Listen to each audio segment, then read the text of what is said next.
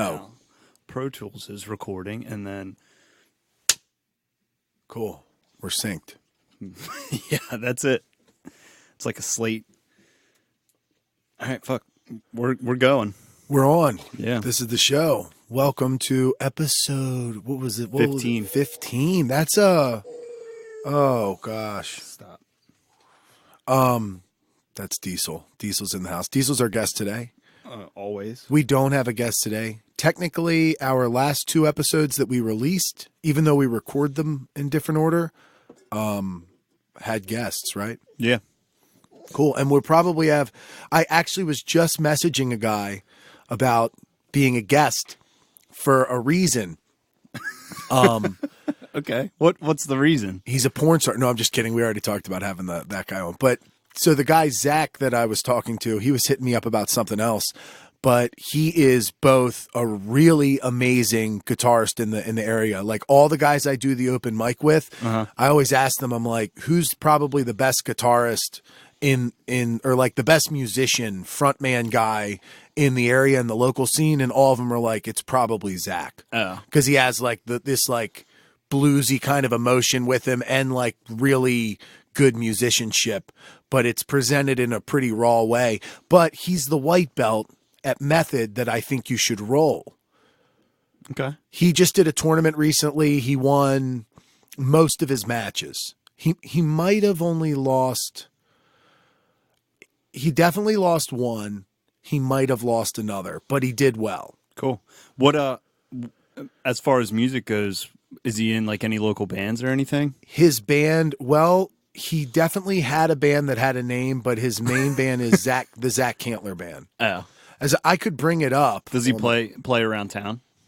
Yeah, he plays all the time. Like every weekend he's usually doing something. He hasn't been as into it lately as far as like trying to gig all the time. Mm-hmm. But he's a regular. He's the guy who ran the open mic that I did for a while, and then now somebody else runs it because he got into a fight with a guy who works there. Oh, I think you told me about that story. Yeah, dude, it was crazy because I mean, it is what it is. Zack, he'd probably tell this story when he came on. There's a couple funny reasons that he'd be a good guest. He also has sleep paralysis, and it's borderline trippy. He like the shit that happens to him is like borderline psychedelic. Really? And he's never tripped on anything. So he's explaining stuff that makes, people think of trippy things. Yeah. And it is in that headspace that I was kind of talking about before. So that's always a fun thing. Sleep paralysis is very interesting to me. Yeah, we've touched on it. Yeah.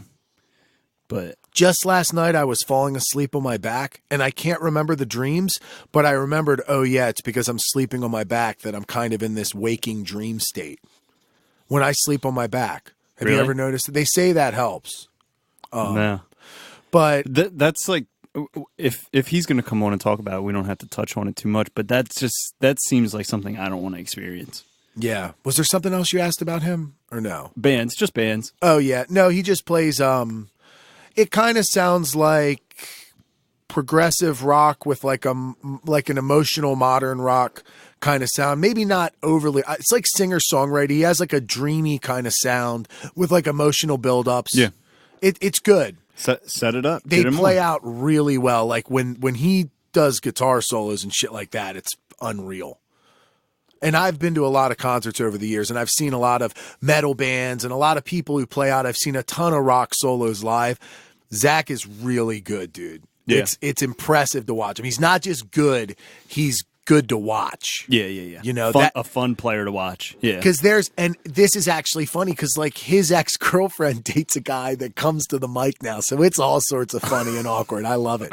And like it's there's like mutual friends involved and they're both in the local music scene. So it gets wild. But the guy that he plays, they're the guy that dates his ex, and this guy is amazing at guitar.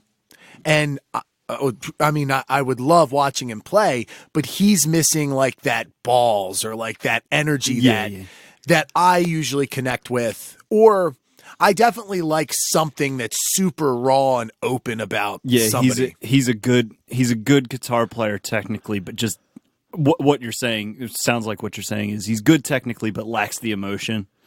I mean, to an extent, it's a more reserved, contained thing. Yeah. Probably introverted people or stuff like that connect to it, or they might think that people who are the other way are more obnoxious. I just know, for my taste, there's something I connect to with Zack. He's got something. He's got an energy about him, dude. I was my brother's buddy when I just turned 21 bought this house up in PA, and he's an extremely good guitar. Stop. He's an extremely good guitar player. And I had it was like a Sunday or something, and I had come home. I was down in the city or some shit, and he was down in the basement playing guitar, and I could hear the guitar from the outside, and the shit was cranked. And I could hear the anger coming out of his guitar amp. Yeah. And I could just feel like the energy in the house, like of the notes and how he was playing. And I'm like, oh man, something is not right with this guy right now. That's wild. And I walked down to the basement, and I opened up the door to like this music room that we had set up. And I was like, hey man, are you okay? He just kind of looked at me. He's like, not really. Why? I was like, man, I could hear it coming out of the fucking guitar amp. And it was some long fucking story about how he ran into his ex the night before at like a wedding or something, and she was engaged to this other dude. And it was just like all of his sadness and anger was just screaming through that fucking amp. Oh yeah, dude. There's something about it. You can hear stuff like that sometimes. You know what I think it is musically? I love contained energy. I love people who, like, you can tell there's like this, it's like there's a tension about the softness about it, right? What I don't really care for is super relaxed music. Yeah. Music that's just, it's chill and relaxed and easy and just kind of relaxed. That's and you know what? That's what draws me to like harder, aggressive music. Is I don't like chill music. Yeah, I can't stand acoustic music. I can't stand acoustic versions of songs. Like when bands put out acoustic albums, I fucking hate that. Yeah, they usually strip down a lot of the energy. Yeah, there's almost like an ugliness to raw acoustic playing that like most people avoid. They'd rather just sound a little prettier and softer and chill. And it's nice because it's a variety to them, I guess, but I mean, if you're going to even do it acoustic, I usually like there to be an obvious thick layer of almost tension. Yeah, I guess. And because growing up, I mean, like the majority of people our age, we grew up in households listening to classic rock, like Zeppelin, Zeppelin, Hendrix, that kind of shit. But just with like my father's background and my brother's background, they liked the more bluesier stuff. And it just why? Because of your dad's background with they just, I mean, my dad played guitar, my brother plays guitar. I didn't know that. And my brother just was always drawn to like the more bluesy side of that. Is that what got you into playing bass? No, I got a bass for Christmas one year, and that was it. How old were you? Probably 5th grade. Did you immediately start playing regularly, or did it take time before you wanted to learn it? No. Like the next day, I started learning it. I should be a whole lot better at it than I am. Yeah, because I do. I love low end. I love bass, not just like the instrument, but I love bass in EDM music. No, dance, trance. Yeah, dude, I love that it. Shit, all that. All about the bass. Nah, I've always just been drawn to like the low end of music. I love going to a concert and feeling that frequency, that low frequency, just like pound in your chest. And I don't know, it's a whole lot easier than guitar too. You know, that's so funny because even though I like a lot of heavier music and stuff that's like drop tuned, I really like a crispness about music. And a lot of times I like less low end. Like I don't like heavy bass in my headphones. I actually like listening to flat monitor headphones as opposed to EQ that boosts the low end. Yeah. I would like to boost the high end more than the low end. I don't like headphones like that because it's a manufactured low end. It's just like pumping it up, and it just doesn't sound as good It just sounds muddy. You would probably be surprised at the way I would prefer to listen to it, though. We would probably have a slightly different taste as far as that goes. Yeah. I like lower stuff, but the higher ends of a lower sound. Does that make sense? Yeah, there's a crispness about it. Yeah. Like the deeper baritone singers are a good example, but electric guitar as opposed to just like even like bass. This is a good example. A pick. I usually like the way a pick sounds on a bass, unless they have like a finger style that has like a little bit of a crispness. Yeah, because it hits it gets a little bit more like twang to it, like punch to it. Oh, dude, speaking of bass, and I know people hate when they play an instrument and everyone's like, except for guitar, because everyone's a good guitarist, but like a good drummer, people will be like, for the metal side, they'll be like, you got to hear this Mastodon song, or do you like Dream Theater? And bass players constantly hear Primus. Yeah. But have you ever heard the band Morphine? No. Morphine had a song that was featured in the movie, do you know Nothing to Lose with Tim Robbins and Martin Lawrence? If not, it should be your homework. It's like the perfect 90s comedy, dude. I'll have to check because, dude, anything it's so good. Anything Martin Lawrence in like the 90s is fucking love it. Classic. Tim Robbins is so good in it, dude. They're like this. They get coupled for a reason, and they're like polar opposites. It's kind of like a Rush Hour type thing. I'm not going to tell you the full premise. Well, the beginning premise isn't a big deal. There are some twists. This guy catches his wife having an affair with his boss. And he decides, but they don't know he saw them. And he decides to come up with a plan to get his boss back, essentially. And Martin Lawrence finds out and decides to help him out. He's going to rob him. I think I have seen that. Yeah, he's going to rob him. It's forever ago, but I'm pretty sure I have seen that. It's so good, dude. I mean, for being that style of movie, when you compare it to other 90s comedies, it is on point. Yeah. And it stays good. So, okay, back to Morphine. Morphine is, just like how I use that with like the Nick Cave has a song in there. Morphine has a song from this movie that once you've heard it, you will always remember it. Yeah. And you probably would have heard it in other ways, but they're a bass and saxophone. And I know you might not even, it's like rock and like very, it's different. A lot of people like it. I like who have kind of slightly alternative taste. It's catchy as fuck. It's really good. The band Morphine. I'll send you like a couple songs. Yeah. I can just YouTube it. They're not a bit, you might not want to hear their albums, but I bet you there are like 5-6 songs where you'd be like, dude, that's a really, they have the swagger about them. Their identity is like it's a duo. It's just two people. No. Well, there's the singer, I believe, plays a string bass, like a stand-up bass. There's a saxophone player and there's a drummer. Huh. I guess it's 3 people. The saxophone definitely does kind of lead. Actually, as a matter of fact, dude, I'll play the song that you might know. What was the other thing we were talking about earlier, music-wise? Was there something? Oh, Zack's band. I don't think there's an easy way to pull that up another time. But while you're pulling that up, I'll say we were talking about chill music in the low end.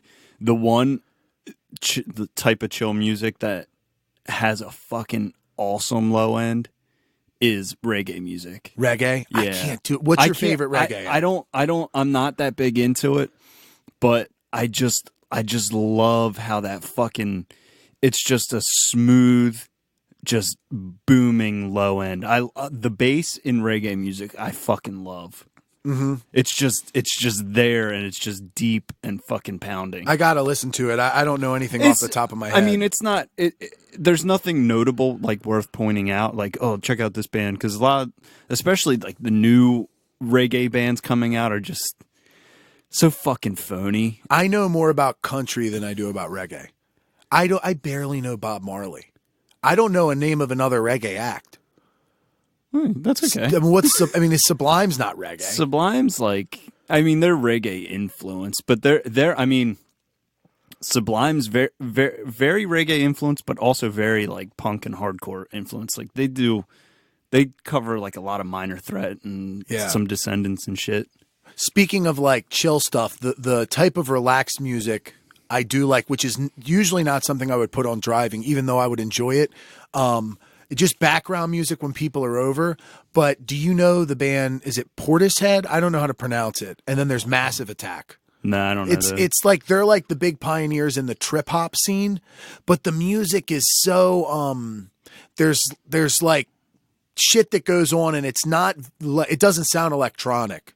Yeah, I don't know what that is. Okay, let me do. I have a hard time getting into electronic music. Yeah, you would at least acknowledge that it's a very cinematic and pretty sound, even if you didn't like it. Like if you had to produce it or do something like that, you would definitely notice things about it that are strong. You would be like, there's something here for sure. It's undeniable. But you probably would never want to like get too into it. So this is the song by them.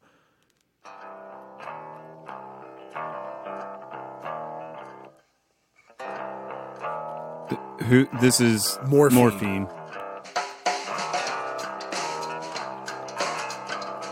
It's like there's some country in there, like old school country. You'll hear the voice. Damn, it's a long intro. Yeah, just go ahead and skip. Yeah, let's go into it. God damn it.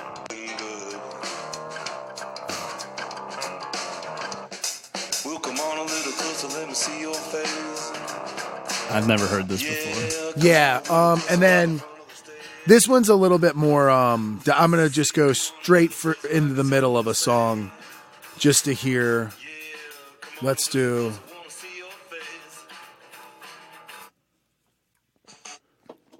I'll just pick in the middle of this one. This one might have a heavier. Some of them have more saxophone going on.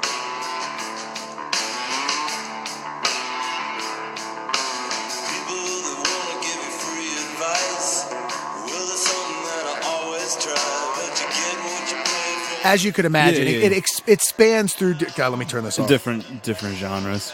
It's like yes, that you would like that about it. That 90s, dude. That's what 90s were about. You know, I don't know if you've given it any listen, but I know you know the name. Who's like that now is Sturgill Simpson. Oh, I know him just because he has that song "Turtles All the Way Down." Yeah, and you know what? I'm lying. I've listened to his 2 out of, I believe he has 3 albums now, or 4. I think. I don't know. He's getting ready to put out a new album. I've listened to everything but the newest. I believe he had 2 albums when I listened, and he got more like progressive rock as the albums went on. Yeah. I like it. It's good. It's a different type of music. Yeah. I have to get used to the fact that my big gripe with country music usually isn't the music twang. It's like the vocal affect. It's like, are you singing that way because it's country music, or are you singing that way because you sing that way? Dude, the biggest perpetrator of that is fucking Keith Urban. I don't know enough about that kind of motherfucker's stuff. Australian and sings with a country accent. See, that is so silly to me, man. It's phony. You know what weird. it is? It's exploiting. It's exploiting the fan base. I'm with you. I'm with you. And my thing about country music is modern day country music. We'll say pop country. Pop country now, the way I see it, is a genre of music for people who like music but don't really like music. Yeah. Like it's very formulaic, and it's just a simple type of music to listen to. Yeah, I think a vocal affect should be used to convey an emotion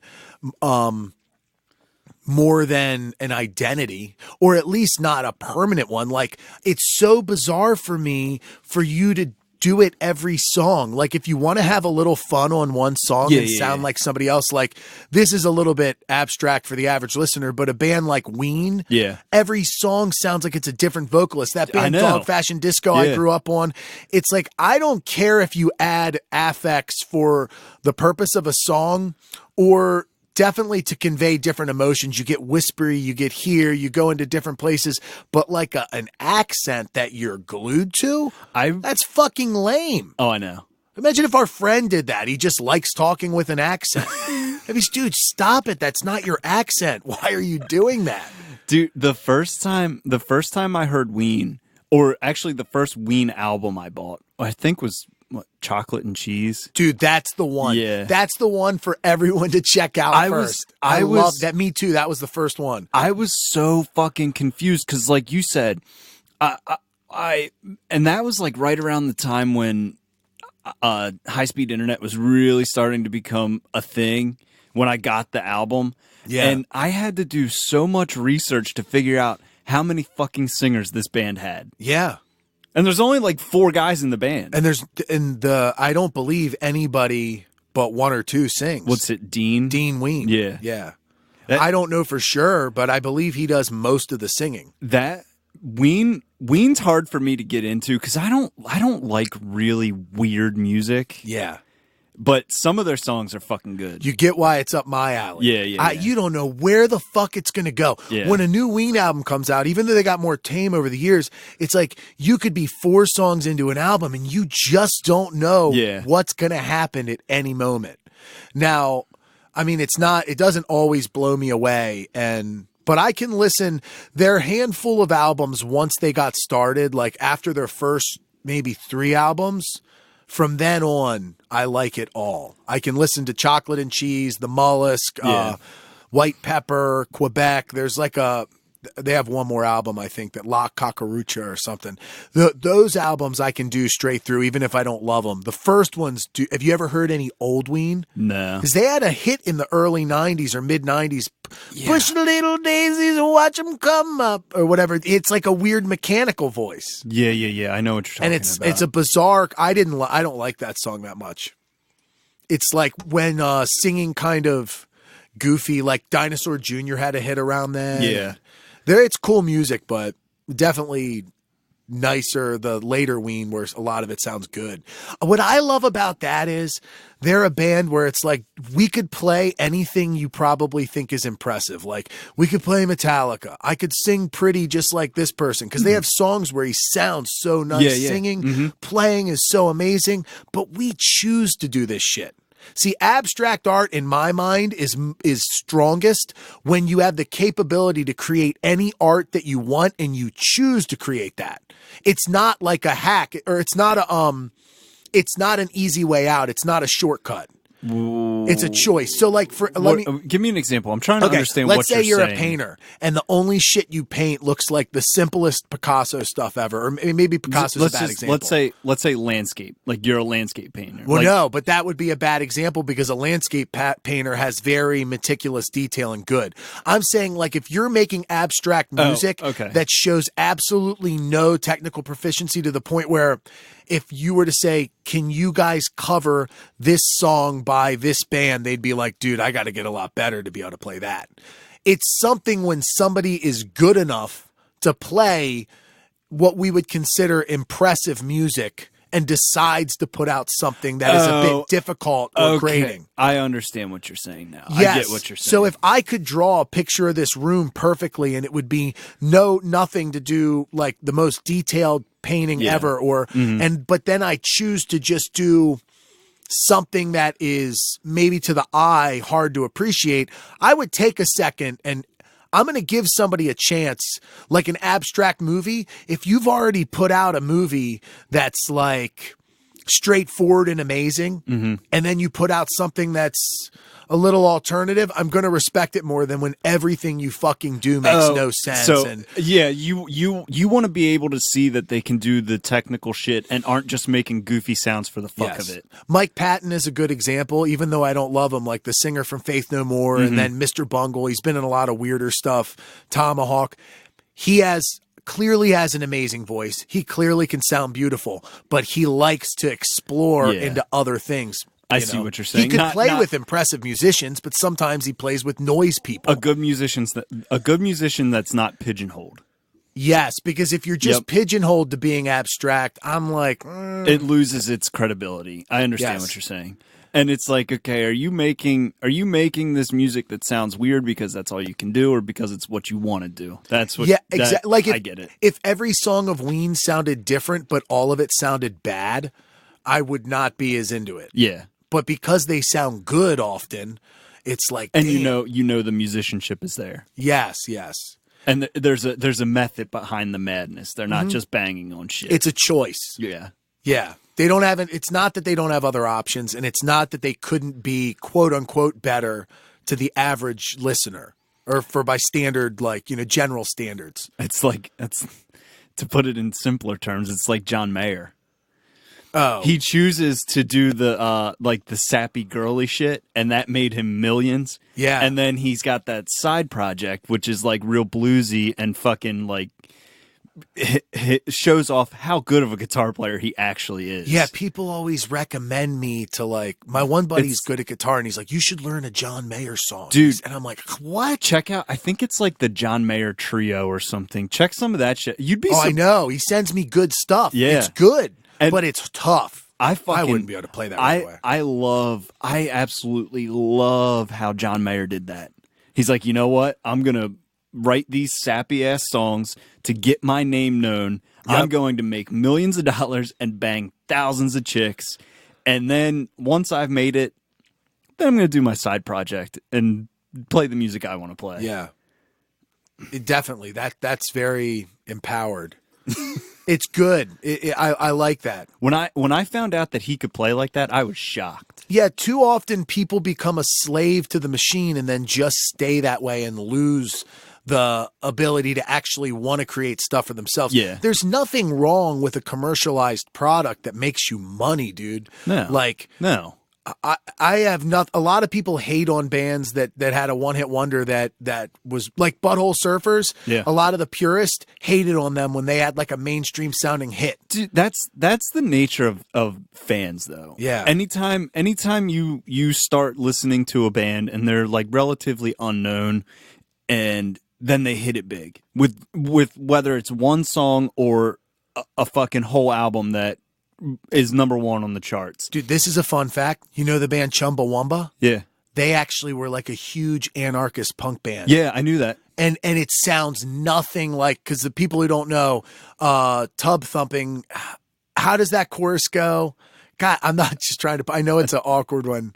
It's the most embarrassing to sing, but. Danny boy, that part. Yeah. No. The Take a whiskey drink, I take a vodka drink. I take a lager drink, I take a cider drink. I think about the things that remind you of the bad times. Yeah. What? Oh no! I get knocked down. Oh, yeah, I get up again. Duh, You're never gonna keep me down. I get knocked down. But that was like such a huge song, and people hated on them for that. Who were their fans? It was, but I'm like, wow, they get to make real money now. It's kind of like. It's kind of cool when a band like that becomes famous. Fans will hate it and they'll call them sellouts and shit, but it's like, what are you supposed to do? If you want to be a musician, I get it. You do it for the love of doing it, but your ultimate goal is to make that your living. Like that's what you want to do for your to provide you income is you want to make music. Yeah. So why not shoot for the fucking stars? Yeah. But now it's a little bit easier, but back when record contracts were a big deal and that's the only way that you could gain exposure, you kind of had to become that cog. Right. And the record company would step in and be like, okay, I like your shit now, but this is what's marketable and this is how you're going to dress. This is the type of music you're going to make. Now you can get away with it because Sturgill Simpson, he won, I think last year or the year before, he won like album of the year and he's an indie artist. He's an unsigned artist. That's crazy. Does he record himself? I don't know his exact principle or his exact way of doing it, but fuck man, I've got enough equipment in here right now that I could record a professional sounding recording. Yeah. And I could, and with SoundCloud, Spotify, Instagram, it's so, I'm not going to say it's easy, but to market yourself and get yourself out there is a whole lot easier than it was 20 years ago. Yeah.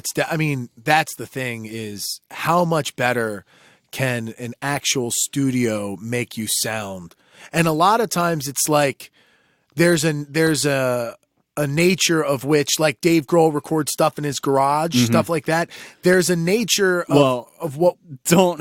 I know he does. He records himself in his garage, but he's also probably sunk $1 million into that studio. Yeah, I believe there is something about it though that it creates a sound that gives that album an identity or gives them a sound. So like, if you just record under the same circumstances, the most perfect circumstances, it can lose a little bit of the studio identity too, where it's like people have nice enough in-home studios where you could, like you said, put out something by a famous artist, and not only would it sound good, it might have something special about it too. You might capture a sound within a space that's not perfect. Yeah, there's also some knowledge that goes into it. Like, you have to,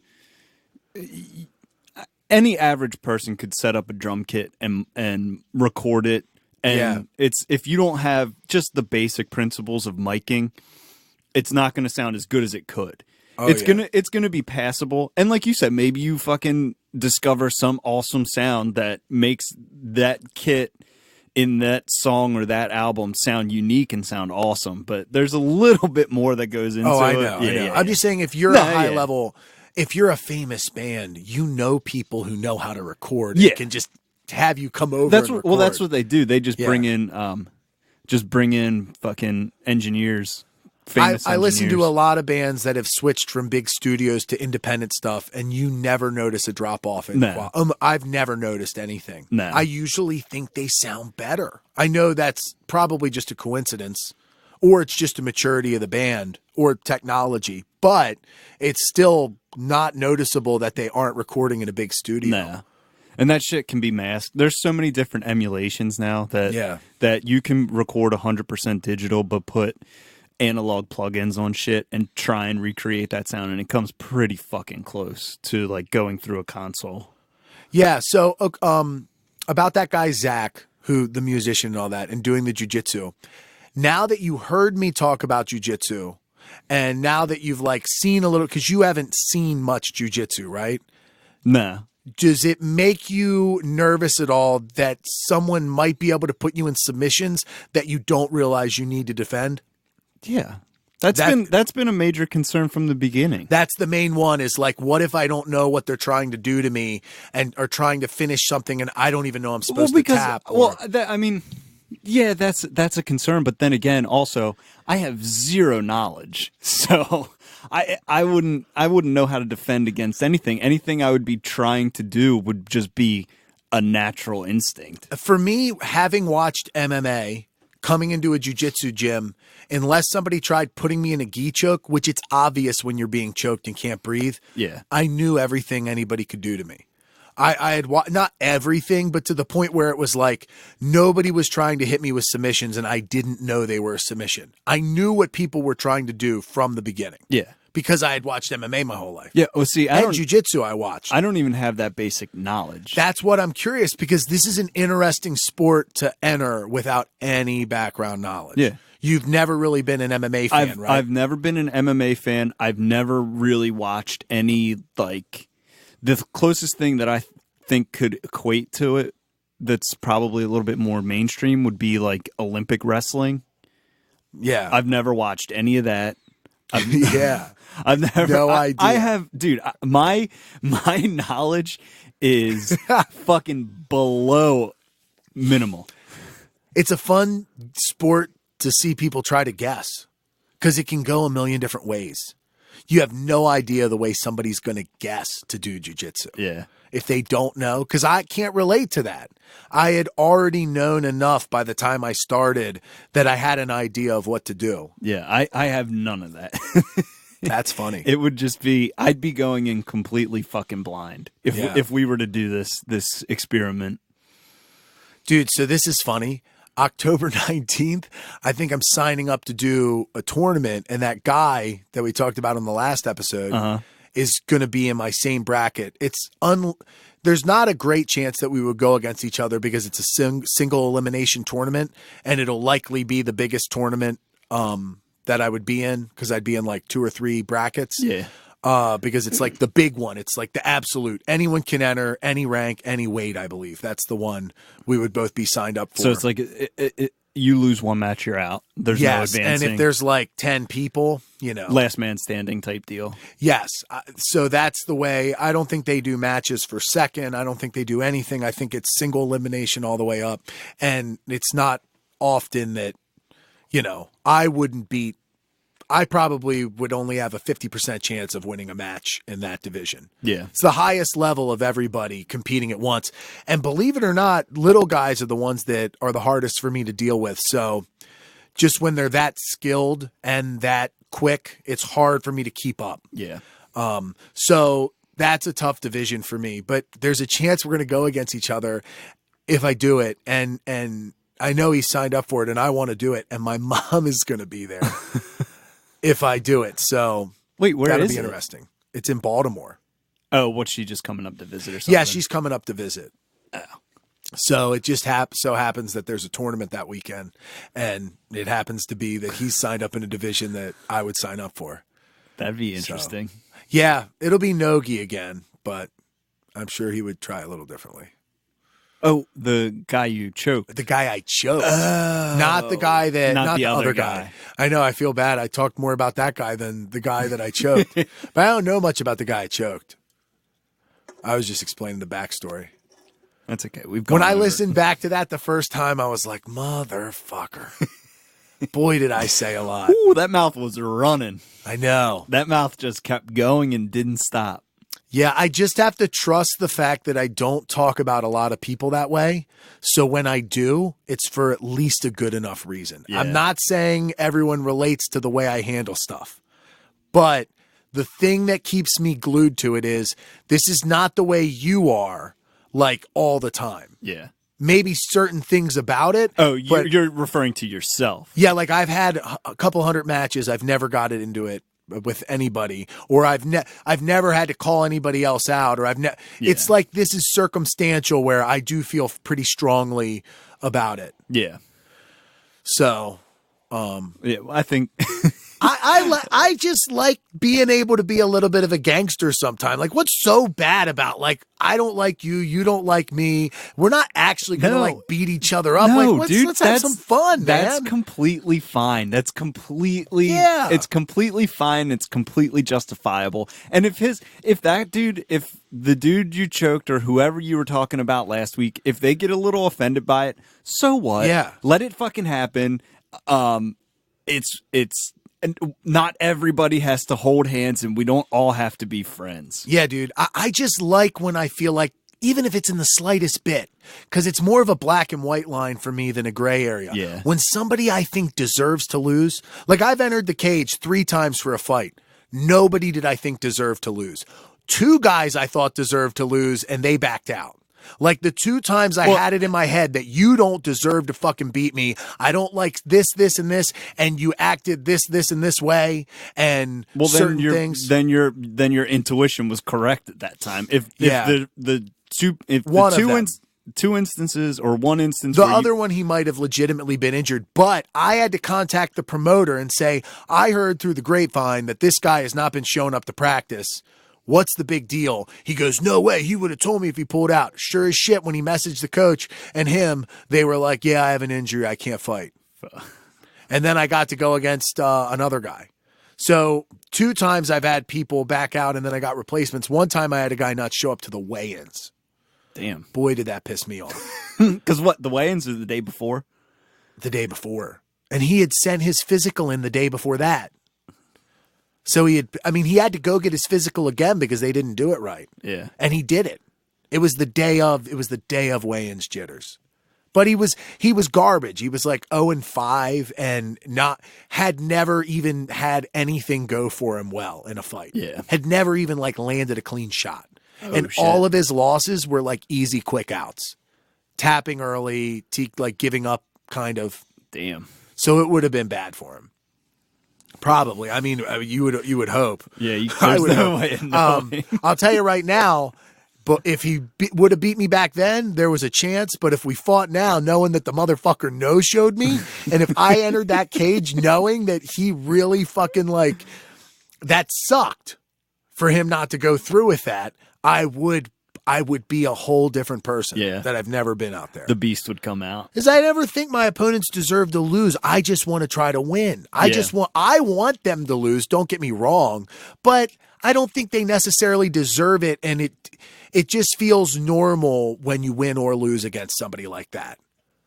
But when you really think they deserve to lose, it feels great when you win and it feels awful when you lose. And I like rolling that dice. Yeah. So when I think somebody deserves to lose, it's like I'm the first one to raise my hand. Let me have an attempt. Step in. That is like what my dream is, dude. That's why I like fighting, as a form of at least holding it over someone's head as a fucking option or a threat. Yeah. When you think they deserve to be put in their place. You can verbally put somebody in their place, which I'm skilled at, and you can physically do it, which I'm now more skilled at. And I like being able to win that dynamic when you really feel strongly about it. That makes sense. And when you do it poorly, people usually keep you in check. Or hopefully they're like, dude, I think you shouldn't have done that. Yeah, Or maybe back off a little bit, Mike. yeah, which was a learning process. It took probably more till my mid-20s, early to mid-20s, before I stopped regretting stuff like that or realized that maybe I overreacted. Yeah. So this is a tame version.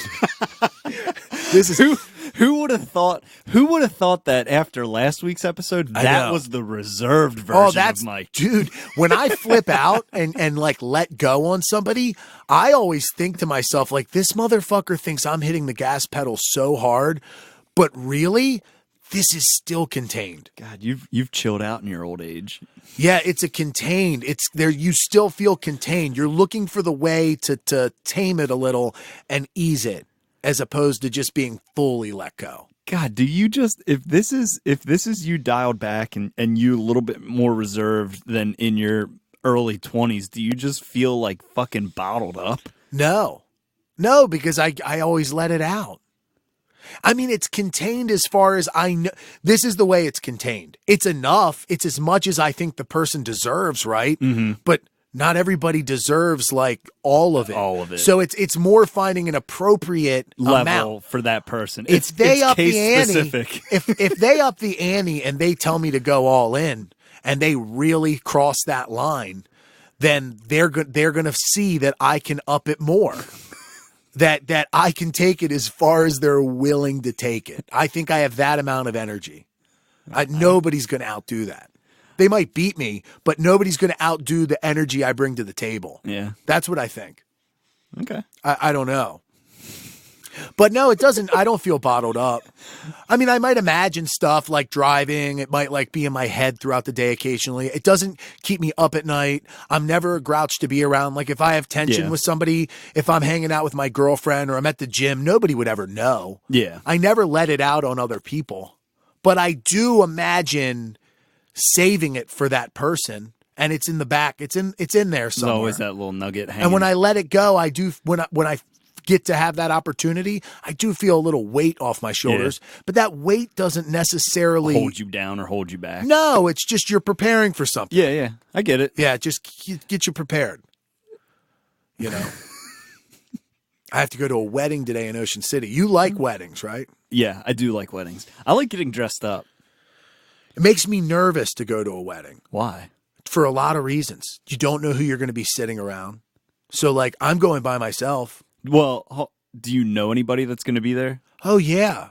But, like, they might have assigned seating for the dinner, right? No, they're definitely going to. Right. So they have assigned seating. Well, I don't know how they're going to arrange shit. I don't know who they're going to put me with. Well, you're going by yourself, right? By myself. Yeah, so you're probably going to be sitting at a table with a bunch of people who are by themselves. Okay. If I went with Josie, it would be easier. Because I always feel like, you know, even if... Well, there's that safety net. If there's nobody there, then you don't have a problem talking to people. You think that, dude. It doesn't. I know I don't, but that doesn't mean it doesn't make me anxious sometimes. I mean, I'm not full on comfortable talker person, especially when it comes to breaking the ice. I'm not an icebreaker. That's how I am. I do well in social situations, but like you just said, it doesn't mean I like them. It embarrasses me almost when people are constantly trying to bring new people into conversations. And like when we're out and they're like, they talk to everybody in a really personal manner or like, I don't know, even if it's just like a waiter or a waitress where they expect it. You know what I fucking hate?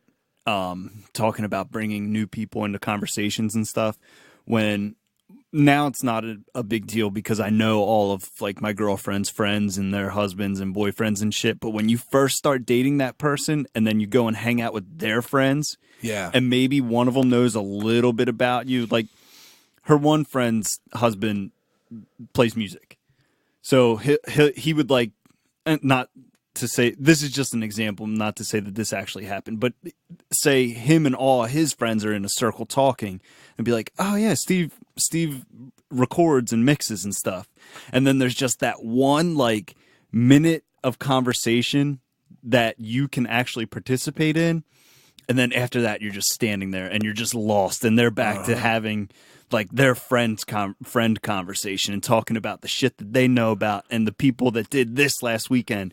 And you're just there with your fucking hands in your pockets. I know, dude. I hate that shit. I never know even where to look. Like, do I even watch the conversation? Yeah. Do I act like I'm interested in that? Should I just look to the side, stare at the TV? Should I even be there? I don't understand. I don't know what to do. Yeah. I don't want to be like I don't want to involve myself. I don't want to interact with it because it's not my place. If it's easy to follow and they're making eye contact and pulling me in, I'll pay attention. But yeah, I don't like that stuff. I hate those. I hate those situations. It's unnecessary for me. Yeah. Well, that's just I fucking hate small talk. Me too. I hate small talk. I can do it, but I hate it. It definitely makes me more uncomfortable than normal talk. Like when there's normal conversation and just the ideas are bouncing in my head and we're like interacting and getting somewhere and it's like thick, heavy conversation. But when it's like, I would say that small talk is it's like single sentences as far as like you're not fleshing together much stuff. So you're never really in the thick of it. You're always waiting for it to start or end. Yeah. Yeah. It's that level of like, I don't know what to do. All right. So anyway, back to your wedding. The wedding, and this is another thing that makes me a little anxious, is it's like dressing for a wedding. It's like I had been to weddings where people would wear whatever the fuck. I haven't been to many weddings, right? Yeah. So like I've been at so many weddings where people in the audience just have any sort of button-up shirt, and that's enough. Like, even if they have, like, nicer looking jeans, it's enough. I've been to plenty of weddings where that's normal. Yeah, you don't want to wear jeans to a wedding. Well, dude, I don't know any of this shit. Well, we were talking about it yesterday. Good rule of thumb is wedding equals suit. I hear you, but then if you wear a suit to the wrong wedding, you're the guy in a suit. You're never. I guess you can take your jacket off. You're never gonna wear a suit to a wrong wedding. You could always take your tie off if not many people wear ties. My buddy got married 2 years ago, maybe, and him and his now wife are both farmers. Mm-hmm. They got married on top of a hill on their farm. Okay. It was outside, under a tent, that kind of stuff. People were still wearing suits. Everybody? Not everybody, but a good percentage of people were still wearing suits. Okay. All right. So this is a beach wedding. Well, I did message the guy. He told me khakis and like a dress shirt. Yeah. Beach wedding, more casual. You're okay with khakis and a dress shirt. Yeah. The one I went to, it was okay to wear, like, a lot of people wore khaki shorts. And like, you know, you would leave the top button unbuttoned, no undershirt even. Like, that was the type of wedding I went to at the Dominican Republic. That was a beach wedding. Beach wedding. Beach weddings are a little bit more relaxed. Yeah, we wore flip-flops. Yeah. I'm not wearing flip-flops for this. Please don't. I'm not. Hey, well, it's fucking chilly today. That's true. Yeah, I have a pair of khakis, and I got this, khakis shirt. This, khakis, like, light-colored. Button down. But I had Josie to help me out. Yeah. She helped me pick out what I wore. She pretty much pointed and said that, and then I picked the size. Dude, tried it on. One of Megan's favorite things is if we have an event coming up, is me saying, I need you to help me find something to wear. Yeah. And it's like, okay, let's go to the fucking store. I'm like, oh, no, maybe just shit we have in the closet. She's like, no, it's okay. I'll buy it. I got it. I'm like, no, I don't want to do this. And she like jumps at the fucking chance. Yeah, Josie was into it. She's away. She left early this morning to go to Florida. But she was like, you're getting all dressed up. You look so good, you know, and you're going to go. I'm like, what the hell? But she was like, really? And she's like, I should take a picture of it. I should take a picture and send it to your mom. I'm like, oh, my God. Of me standing in my family room with nice clothes that I'm not even wearing for anything but this picture. Dude, moms love that shit. Well, I mean, I know. But especially if you don't do it that often. Like, I don't get dressed up that often. Yeah. But I do like looking nice every once in a while. You can just imagine what I would look like in a suit. I'm the same person. I'm serious. I'm weird about dressing and wedding. We've talked about this a bunch at work, right? Like, this is something that I've brought up multiple times, dressing and wedding, right? When you went to your wedding, I asked you what you wore, and I was interested, and I asked you about wearing suits. You probably don't remember. No, and I then don't. when I went to the one wedding, I was like, I was so underdressed. We talked about that at one point. When I went to this one was coming up, I've mentioned a couple times in the past few weeks. This was yesterday. But I've mentioned it more than just yesterday about dressing for a wedding. Oh. I don't remember that. Well, I don't recall that. But, yeah, it's not a big deal. But shoot, what was I going to say about? The other day we were talking about weddings or something. Oh, and then Josie mentioned that, like, what if I bet you that because I have so many friends, you would need a huge wedding. Like, how big of a wedding would I need? Yeah. And I was like, to be honest, this is the only thing I care about. Like, I have two things. Number one, I cannot have an odd number of groomsmen and best men. Like, it needs to fit everybody that, like, falls into the similar category of friends. So if it's 2 people, 3 people, and I can figure out how to, like, make that work in my head, I can do it. But it would be really uncomfortable to have, like, be like, well, I don't know who should be my 4th, like, groomsmen. I have no idea. There's 2 people. I would love to just be able to say, well, you pick an extra bridesmaid. Yeah. And then I pick an extra groomsman and we have 1 extra, just to make nobody be left out in, like, the pecking order of people. I understand what you're saying. That makes me a little, like, I think about that. I'd be like, I don't know who would be my number 1 and then my next 3 or my number 1 and my next 4. Like, it's hard for me to imagine. Yeah.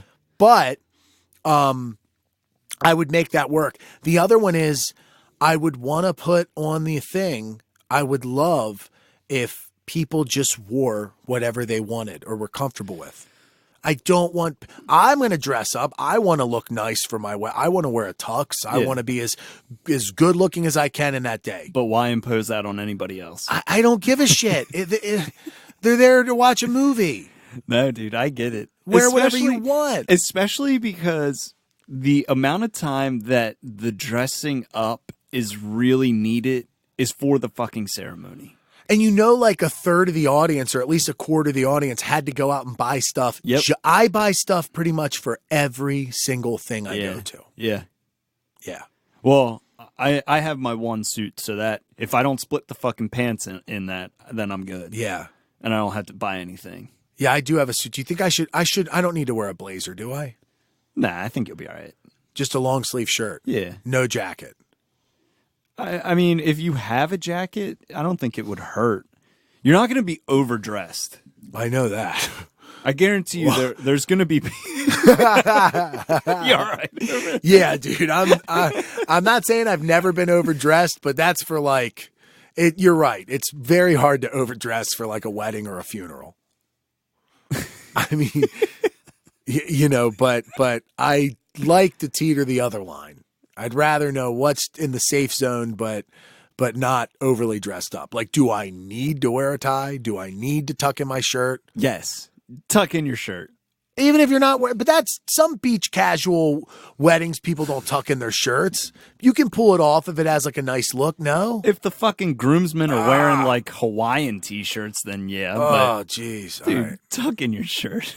This is the kind of bullshit that I want to put on my wedding invitation. I don't care if you tuck in your shirt. I don't care if you wear a tie. You can wear the nicest suit you have or not. Here's what frustrates me about weddings is the dress code is, and it's what we're talking about right now, is so open to interpretation, and there's so many unwritten fucking rules.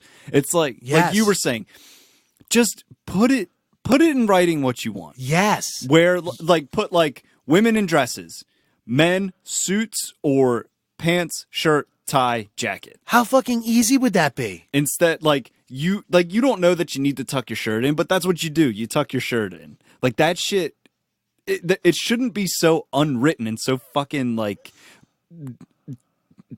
not even tradition, but it just needs to be more fucking cut and dry.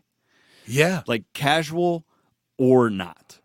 And if you want people to dress a certain way, be fucking specific about it. Dude, I really think that they should say options that work. Like you could put suit, you could put cat, you could do like multiple options and you pick anything from that, or just say wear whatever, or tell everybody to wear a suit, whatever it is. But I think it should be on the invitation. No, what definitely, you expect. Definitely. The only time that a dress code has ever been on an invitation, I guess, that I've seen was the last wedding I went to, and it was black tie optional. Black tie optional. Which means you can wear a tuxedo if you want. Otherwise, wear a suit.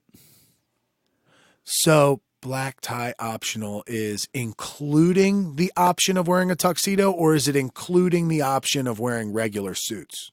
Because it's saying optional. It's you can wear a tuxedo if you want. But usually you don't wear a tuxedo because the guy getting married is? Not at a wedding. So you would never wear a tuxedo for a wedding? Unless it says black tie. What makes a tuxedo a tux? I think it's the way it's cut. So it's just you can't wear the certain kind of cut suit. You got to wear a different cut suit? Well, I mean, you can look at a tuxedo and be like, oh, that's a tuxedo because it's obviously different from a regular suit. Is it the way the lapel, like the collar? I don't know, maybe. Huh. Like, I'm in a wedding next weekend.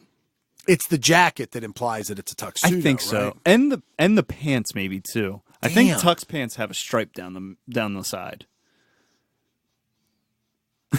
Your mind. This is speechless. so fucking lame. Holy this shit. is just the lamest, man. This is who cares? A stripe down the side? Don't wear that. Oh, not to a wedding, not unless they say it's optional. I want Adidas stripes. Dude, I'm also speaking completely out of my ass. This is just shit that I've put together. That's how this podcast works. Yeah. I don't know if that's what qualifies a tux or not. So. We're usually very right, but we are not often specifically for wrong. Sure. Yeah, we're not for sure. We're just probably right when we talk about things. And we're never completely wrong. Yeah, it's somewhere. We're close enough. We tiptoe that line. If you don't have a clue, you're better off sticking with what we say. But if you know better than us, you probably do. Don't worry, you're right. We're wrong. If you know, you know. We just think. We're just whatever's coming out is what we think. Yes. Yeah, that's fine. If you know, you know. Yeah. That's a great, what you just said is a great line. If you know, we just think. Yeah. I usually don't know that I know, but when I do, dude, when you know for sure and somebody stands up to what you say and you get to be like, no, dude, it's not up for debate. Look it up. My God. Google it, bitch. I had, so going back to that, it's not that big of a deal, but, Megan called me and she said something about these specific type of seltzers, like the hard seltzers. You told me this was a big deal. No, I'm just kidding. and she's like, this Bon Viv or whatever. I'm like, yeah, those are the ones my mom gets. And she goes, no, it's not. Those are that's not the ones your mom gets. And I'm just like, okay. And I just sat on it. And I didn't say anything. I just let it go. And then 2 fucking weeks later, she something popped up. She was searching and she goes, oh yeah, those are the ones your mom gets. Mm-hmm. And I just looked at her and I just went, I know. See, that's a skill you're good about. Was smart to not let her know before. And she goes, no. I looked over at her and she goes, you knew that, didn't you? I went, yes. Mm-hmm. That is the smart move. I try to be more like that. And there are things trust I let me, people find out, but that rarely happens, especially between her and I. Usually you just tell her, like, no, call her up. I'll call my fucking mom right now. She can read the label for you. We can solve this really quick. Or I'll pull you, like, I'm fucking Googling this, and we're going to figure this out one way or another, but I'm positive I'm right. And then when they keep talking after that and trying to, and it's like, no, we're finding out. Like, no, we're not having a conversation about it. We're finding the answer right now. This is something. No, well, I remember it was like, all right, well, I was 7, and then it was like, so it would have been like 93 or 9. No, dude, I'm looking it up right now. It came out like this isn't up for debate. Yes, we're fucking settling. It's easy to figure out. Yeah. And it's like, I got a fucking computer in my pocket that has all the information in the world. Instead of us talking about it for 20 minutes, we're going to find out in 45 fucking seconds. And people are scared of the truth. People are so scared sometimes to find out what the actual answer is. Especially when there's so much conviction behind it. Dude, it happens to me. I'll be so steadfast about something like, nope, this is fucking it. Nobody else can tell me otherwise. And then once you find out it's not, it's like the biggest blow to your pride. Like your tail just goes right between your legs, and you're just like, fuck, I guess you were right. Yeah, you just got to be honest about your track. I was like, no, I have a pretty good track record of usually being right. I'm wrong this time. It's okay. I'm usually right when I think I'm right, though. Usually when we throw down the gauntlet, I have a good batting percentage, and you just got to be happy that you win more than you lose. Yeah. Yeah. Because it's two people who feel extremely convicted. They have a reason for standing up for it. You have a reason for it, and as long as you have a decent winning percentage, you're probably on the side of things that, is a little bit more realistic or a good view. Yeah. So you can't win them all. I lose a lot of those times. Just the fact that people like rubbing it in when I lose, they're like, oh, so you don't know everything. It's like, yeah, duh. Yeah. And it's like, and the fact that you think that is not a knock on me. It's good that I rarely am wrong when we do this. That's a compliment. Thank you. I'm glad you think that I'm never wrong. And now I am. I appreciate that. They hold a high opinion of you. I've actually lost this battle more times than you think. I've been wrong a lot. But that's why it becomes more foolproof, is anytime you were wrong, you're now right. You're on the right side of it. Yeah.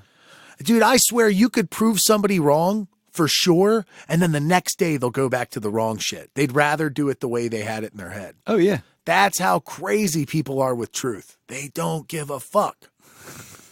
It's their own truth, whatever they think. Yeah.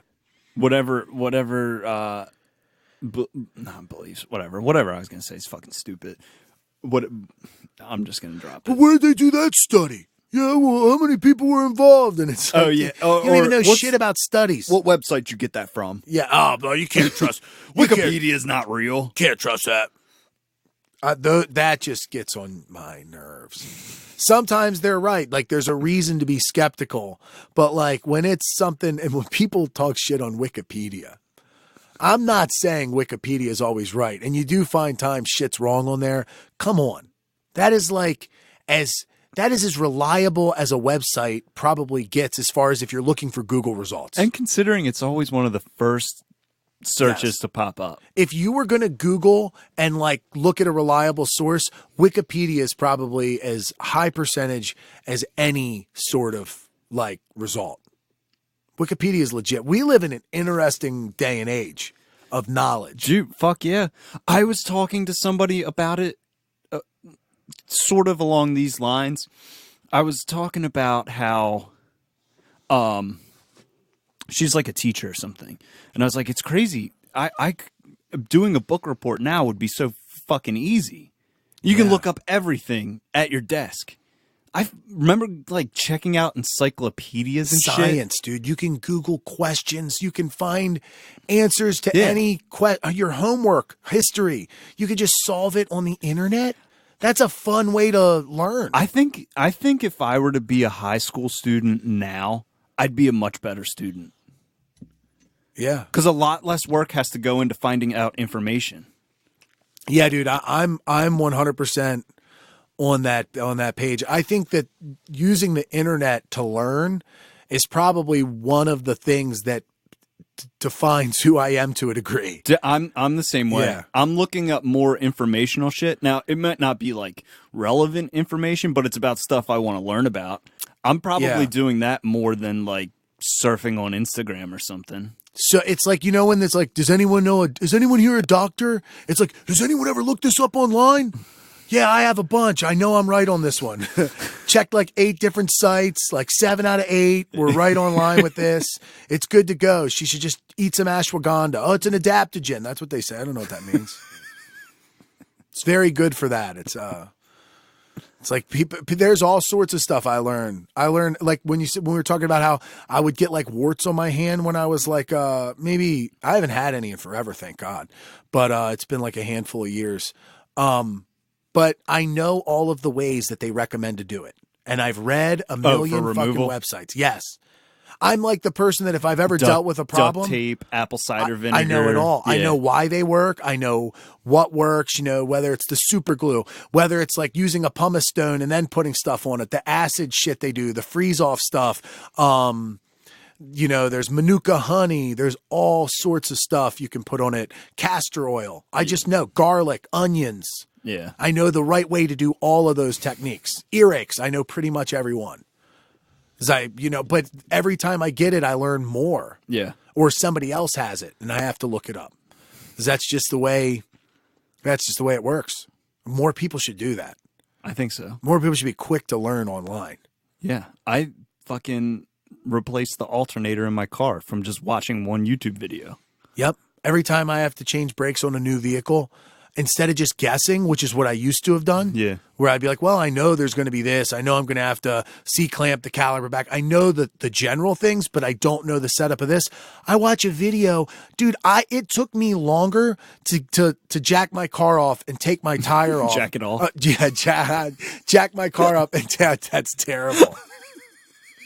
Yeah, dude, it took forever. Fucking thing wouldn't get hard. But it took me longer to get my tire off than it did to change the brakes. Yeah. Oh, brakes are easy. I did the same thing. There's no reason not to. Yeah. If you have like the tools, if you have the tools to accomplish it, there's no reason not to do. I mean, aside from like swapping out your engine or doing dumb shit, like crazy extensive stuff like that. Yeah. There's no reason not to. If you have access to a floor jack and some fucking sockets, you should change your own brakes. And that's not like a manly masculine thing to say. It's like, no. If you can take off a tire, you can change your brakes. And it's like now in the day and age we live in with all the information that is so accessible to you, just do it. Yeah, well, what I used to do wrong and what the video explained that I saw like 2 times ago or 3 times ago doing it was, and maybe I knew this at some point, but I forgot. Well, I knew how to do that.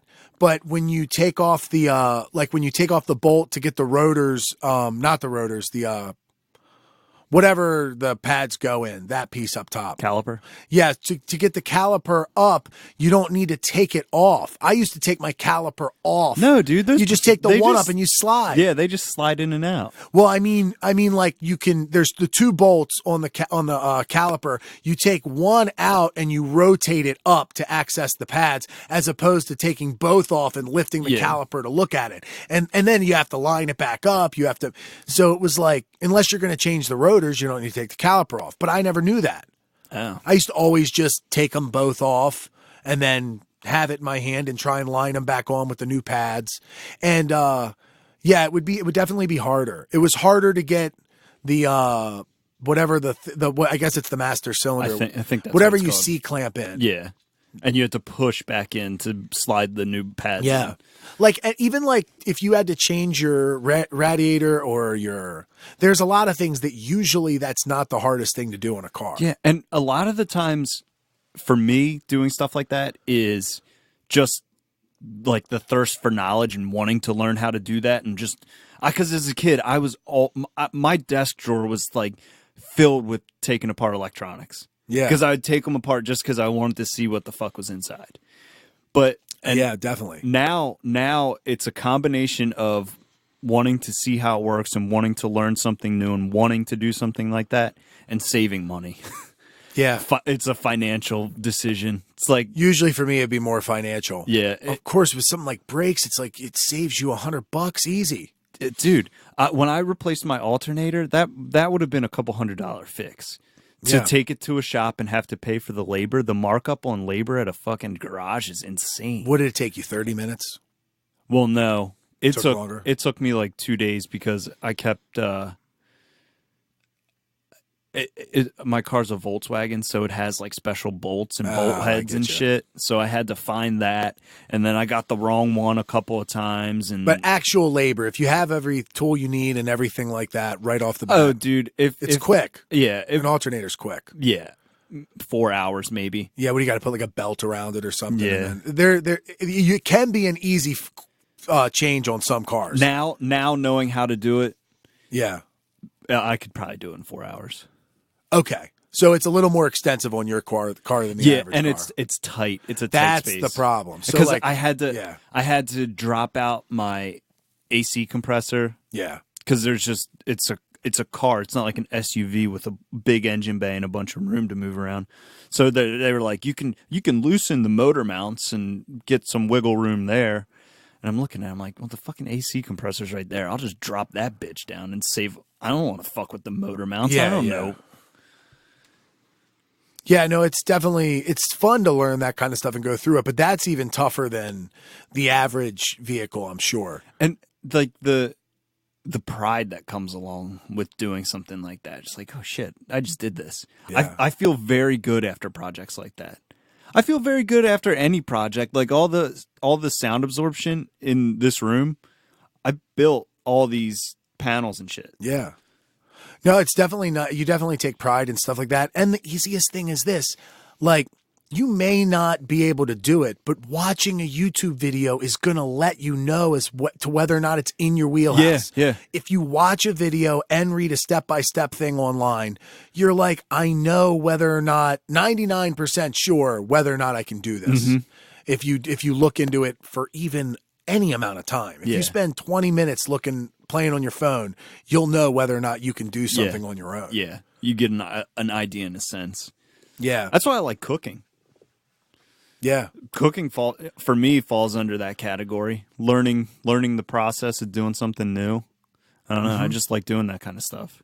Oh yeah, definitely. I think that's something that it's always nice to challenge yourself with things. I mean, clearly I love learning new stuff. So it's definitely good to constantly be improving and learning. And every time you go online and read something about cooking, you come away with something new. Yeah. Every time. Mm-hmm. It's how I know my strength and conditioning stuff. Yeah. Every time.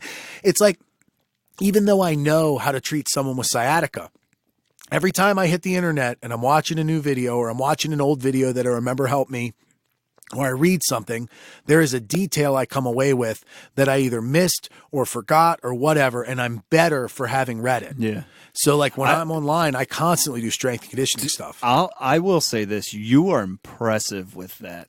With that stuff? Yeah, especially with your strength and conditioning stuff, how much you know.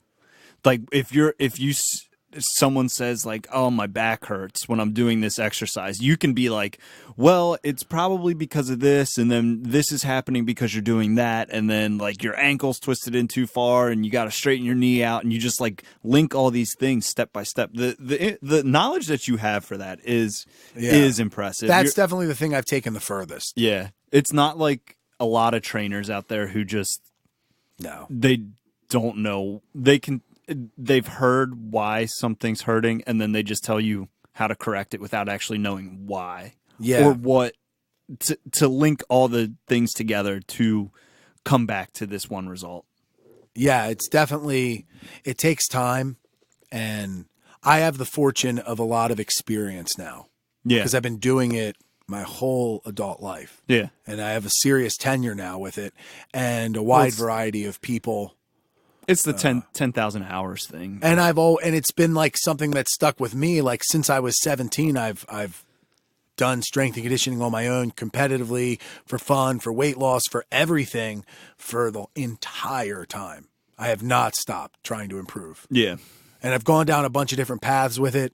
And then every time I want to do something new, I need to learn more about it. Every time I want to help somebody in a different way, I also take on a lot of responsibility personally and kind of ethically when I'm training them. Yeah, that makes sense. You kind of have is to. that way. Yeah, not everyone is that way though. Because you could fuck somebody up.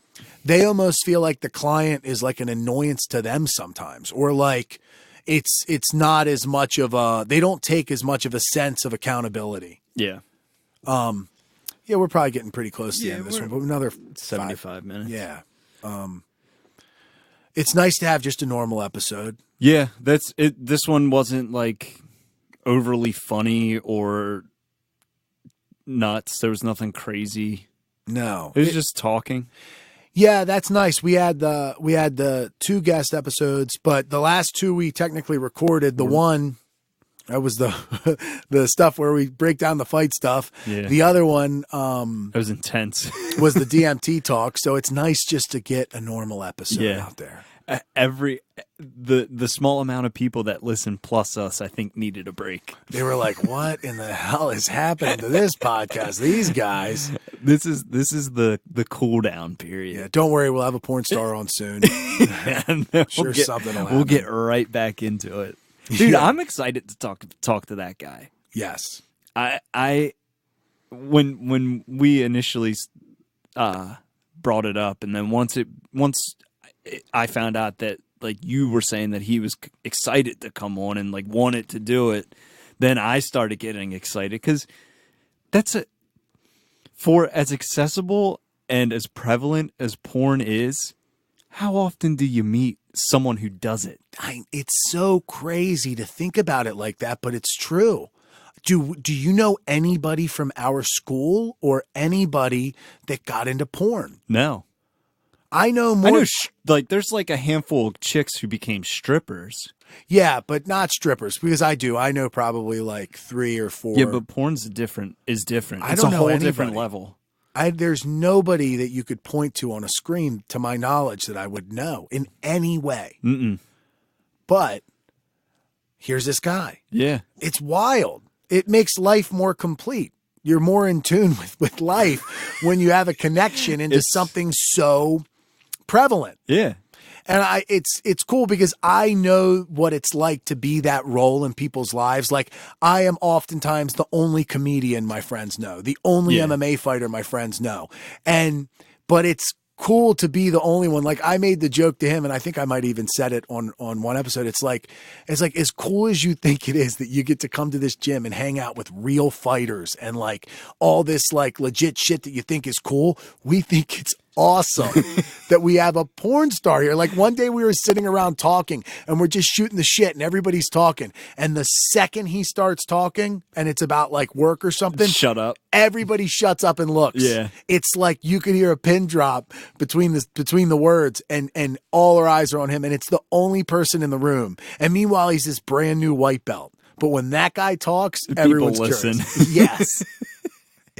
It's nuts. Fascinating. I thought about that yesterday. Because Fridays are days where we're pretty separated and isolated, and I spend a lot of time thinking. And that thought popped into my head. It's like for how accessible it is, and how like porn's everywhere now. Yeah. So in one way or another, it's everywhere. But you don't know anybody that does it, and to have even for me right now, it's just secondhand through you. But to have that connection to that world is. It fascinates me. Yeah, dude. And there's a stigma about it that makes him an outlier, but it's fascinating when you get to meet people like that not only is that stigma usually gone, it's almost like the person who's racist who's never really met a black person and had a strong connection with them. Yeah. You know, it reminds me of that. And the same thing I find happens. And it's like we had the episode with the psychedelic stuff. It's like I am worried oftentimes when people find that out or I tell somebody that, but it's crazy how like 99.9% of people like hear it and they're like, now they have a different view of it because it's you. Well, like there's that close connection to it now, and it's almost like you help to break down the stigma.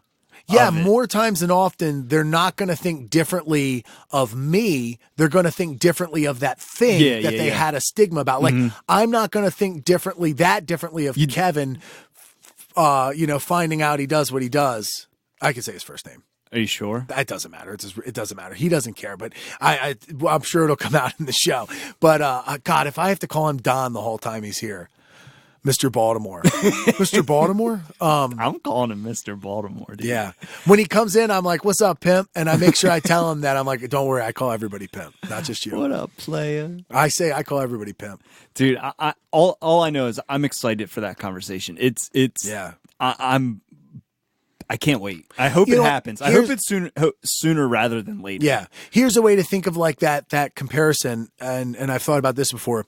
It's like if you find something out about somebody you know that isn't distinctly damning, like they're not like, dude, I secretly have a thing for little kids, or like something where if it's something that you just have like a stereotypical prejudice on, like I think all potheads are dumb and non-productive. But when you meet that person who's really productive and they open up and they're like, look, dude, I smoke pot and it does this, this, and this. It takes a very small-minded person to judge the person that they've already known, and they see the body of work, and most people will then change their view on their view on the substance or the thing they're talking about, or understand an exception to the rule in their head. And you hear that it is usually the case with racism. Yeah.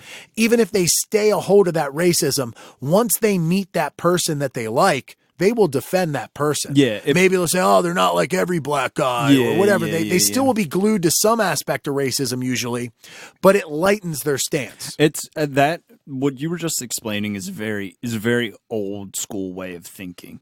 People who, let's say, like the example you were using, people who are racist and then meet a black person that they like, but then let's just say it doesn't change their views. Like that's a very old school way of thinking. I think now times are changing and people are becoming more accepting of stuff even after they've become set in their ways. Right. Like old school Dundalk. Yeah. Those people don't fucking think that way. It's like go ahead. In terms of meeting one black person isn't going to change their mind. Right. Like those old school bigots, that shit doesn't happen for them. Well, and it's also like with our day and age, it's like people can think what they want of certain things. But like, for instance, like acid, which is this thing that I'm even like, dude, you probably shouldn't do it. It's scary. You know, it's not literally scary, but it's dangerous. It's risky. It's ruined lives. You should be very, very cautious of going down that path and continually going down that path. But someone like Steve Jobs comes out publicly and says that he thinks that he thanks acid for creating everything pretty much with Apple. Yeah. He thinks that, or he gives credit to acid for that. And so many people do. And it's like everyone remembers when Doc Gooden pitched a no-hitter on the shit. Yeah. And like you hear crazy examples, or people eat mushrooms and it cures their stutter. They no longer bite their fingernails. Or their fucking I know two seizures people and stuff. Yeah. I watched Yup. I watched something on, I think it might have been Vice about that. I know a very professional person who would probably, he's definitely aware of the stigma with that stuff, ask me about mushrooms because his daughter has seizures. I'm not going to say anything more specific about him. Yeah. It's an unexpected person. B, it's a very unexpected role, like their job is of a very high nature and they're a very high moral standard and all this, but it's too extraordinary and the evidence is too there that even somebody like that who would have a much more rigid stance 2 generations ago, 1 generation ago. But in the day and age of modern times, people are very open to the idea of not being so glued to their own stance and more open to what is actually the truth. Like things they don't know about, they just don't know about. I think that comes from what we were talking about now. It's just the accessibility of information. Right. And and especially now with like psychedelics and stuff, the research that has come out for it and the availability to see that research. Not just psychedelics, but with anything now. You can research anything, and you just don't have to rely off of what you've been told. And you know what changed that more than anything? Podcasts. Because people can have conversations like this about any topic they want and expose a lot of stuff. Podcasts are the reason that people commonly think that Egyptology is wrong and the Sphinx predates it, because there are all these guys who are not involved with academia who actually know that the carbon dating on this is different than that. And similarly with psychedelics, it's like they know that there's been all of these things and all of these studies, all of these people positively affected, and it's not something they're going to give you in school. Yeah. It's not something they're going to put on Channel 11 News very often, even though you do see more of that stuff now. And it gives that kind of stuff an outlet for like more stuff based in truth and less stuff based in, well, this is the way it's written in the books and we're not changing this shit. Yeah. That's a power anytime you change information in academia. Now, there are some people glued to that, but most of the time people just don't know. Yeah. And they're like, well, I never learned. I never studied that. I don't know this. This is just what I was told in school. And now you get to listen to professionals who are passionate about it. It's not just their job. It's their like mission in life to spread this information. And they're on podcasts all over.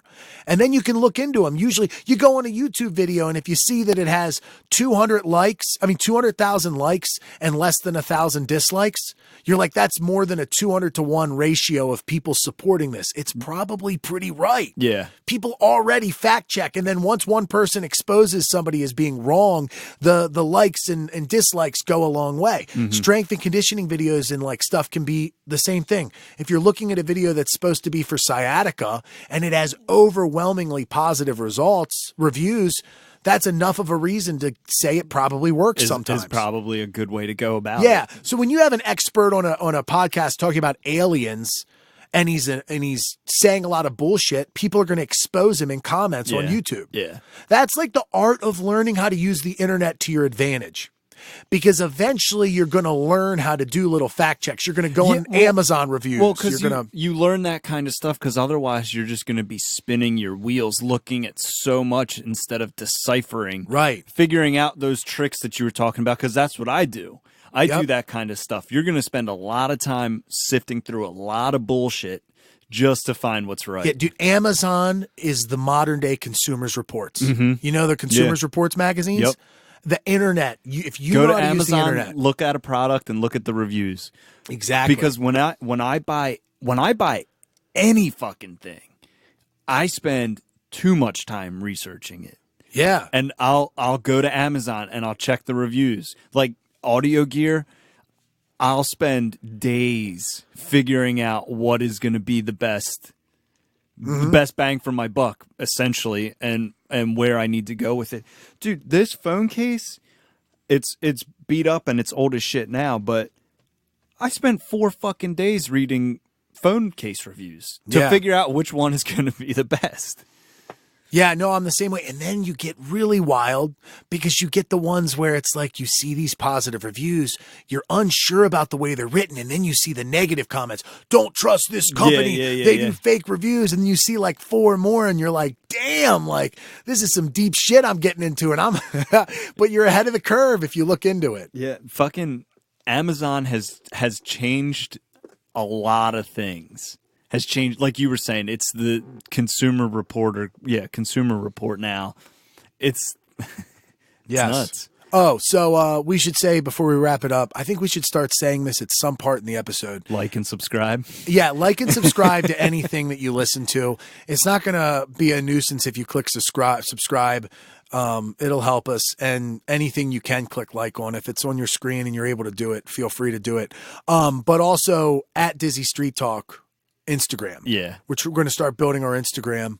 I don't know if we'll ever go the route of Facebook, but I don't if think we so. do, it would just probably be auto-generated, like auto-post our Instagram stuff. Because you can link the two, and we might just do that, but I wouldn't probably share it much through mine or even I think Facebook's a waste of time anyway. If it automatically posts it, we might do it. Yeah. But I'm not gonna like invite all my friends to like the Facebook page and whatever. Instagram's too fucking easy. Yeah. It's too easy to post shit.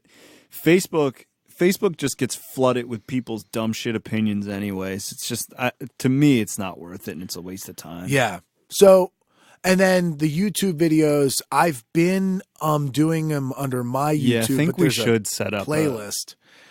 We should set up its own YouTube, but then we would need definitely more content. We would definitely need more regular YouTube stuff. We would need to we could just upload every video for every episode. We need to find a way to sync it a little better then. I just need to get better software. Okay. And we'll figure it out. That's today's project. Cool. Awesome. Yeah, like and subscribe, like Mike said. Sweet. I guess it helps us out in some way. It probably does, but at least know that there's an Instagram out there and stuff gets released on YouTube. And we're also, if you're listening to this on like Transistor, like the link I share, you can go on Apple Podcasts and you can go on Google Podcasts, and a lot of phones already have one of those installed on them. Like Google Podcasts, I believe, was already installed on my phone. Yeah, I already had Apple Podcasts. And you already have Apple Podcasts. So it's a really easy app to listen through. And I actually deleted it before I started really getting into podcasts. Oh. But I have it now. Yeah, it's nice. Cool. I'm good with that. You good with that? Yep, I'm good. Till next time. Later.